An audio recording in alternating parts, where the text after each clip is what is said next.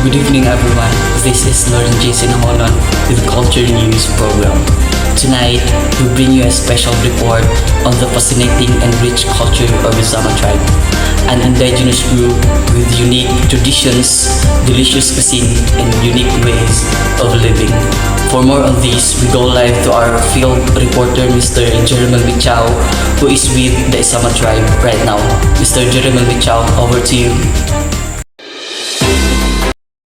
Thank you, Lorenzo. Today I am here in the beautiful region of Samal Island where the Isama tribe has lived for generations. With me is Dato Abdul, who is the tribal leader of the Isama tribe. Salamat sa pagguban ka nato. Salamat po sa pagdawat. Usa kita makigihinabi kang Dato Abdul mahitungod sa mga importanteng butang sa ilang tribo. Ato usang ilailahon ang tribo sa Isama. Ang tribo sa Isama usa ka lumad nga grupo nga nagapuyo sa isla sa Samal. Sa makita ninyo sa video, ang ilang panginabuhi base sa tradisyonal nga pamaagi sa pagpangisda o pagpanguma. Sila nagpanguma sa kabukiran kung kinsa ilang ipanunod pa sa ilang mga ginikanan. So sa makita ninyo is ilang ginabungkal ang yuta aron tamnan o ginalimpyuhan nila kini aron mabutangan og mga tanom. Sa pagpangisda usab ilahang ginagamit is ang bangkaw o rampana aron makuha silang mga isda sa mga kasapaan.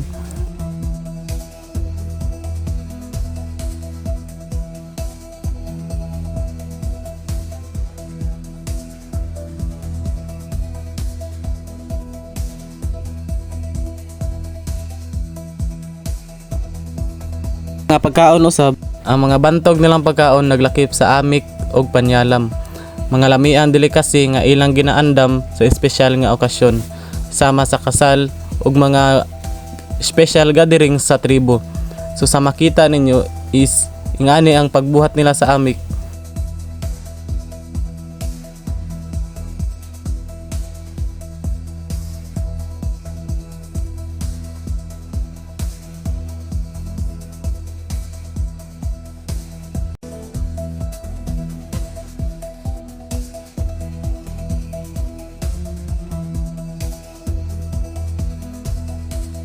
O karon mobalik kita sa atong pakiginabi kang Dato Abdul mahitungod sa mga importanteng butang sa ilahang tribo. Dato Abdul, mahimo ba ninyo kami pasabton kung unsa ang sistema sa hustisya sa Isama nga tribo? Oo, ang hustisya sa mga tribo kay dako kay dili. Kung makasala ka, pwede mapugtan imong ulo or lumsan ka. Kay kung dili ka ni mahatagan ng hustisya, kay pwede ka ni maghatag og pag-away sa tribo. Mo din yung mga spiritual nga tinuod sa inyong pang-adlaw-adlaw nga kinabuhi. So nagtuomi kang baylan amo isa Ginoo, tinuod ni Ginoo o nagapangayo po kami og protection sa iyaha.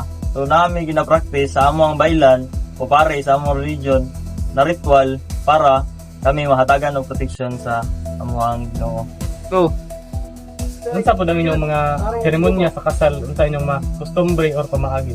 So ang pamaagi sa among kasal nga ginatawag og kawin mo abot kani og 7 ka adlaw. Sa sulod sa 7 ka adlaw nami ginabuhat nga ritual para matawag si Mang Babaya. Nindot po din yung kasal mo. Dugay mo rin sa 7 ka adlaw. So sa paglubong po ninyo, unsa po din yung pamaagi kung maglubong mo sa inyong mga minahal sa kinabuhi? So sa paglubong ginagamit namo ang kuiba nga lubnganan og ang katong namatay ginadala ang iyang mga gamit or mga kabilin uban sa iyaha. Sa political, ano na ba yung nagrepresentar para sa inyong kultura at tradisyon sa gobyerno? Yes, sa among political na ay nagarepresentar sa MOA, pariha ng Samal Island Council of Tribal Leaders. So kani nga kuan, council kay murag protekta sa among tribo ug sa among kultura aron ma-preserba.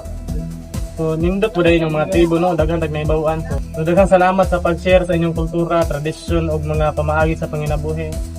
Walay sa payan, daghan darbo na mo ma-share among mga Ug mao kato ang kabuuan sa atong pakikinabi kang Dato Abdul mahitungod sa ilang tribo. Ug daghan kita nakatunan mahitungod sa ilahang kinabuhi, kung unsa ang ilang pamaagi sa pagkuhag pagkaon, kung unsa ang ilang mga pagkaon ug ang mahitungod sa ilang kasal nga gitawag nga kawin.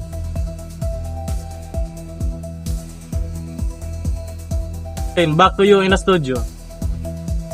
Thank you, Mr. Jeremy Michao, for that insightful look into the Isama tribe's cultures, traditions, and ways of life.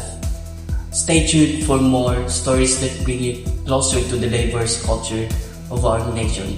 This is Lorraine Jason Honon, and you are watching a Culture News program.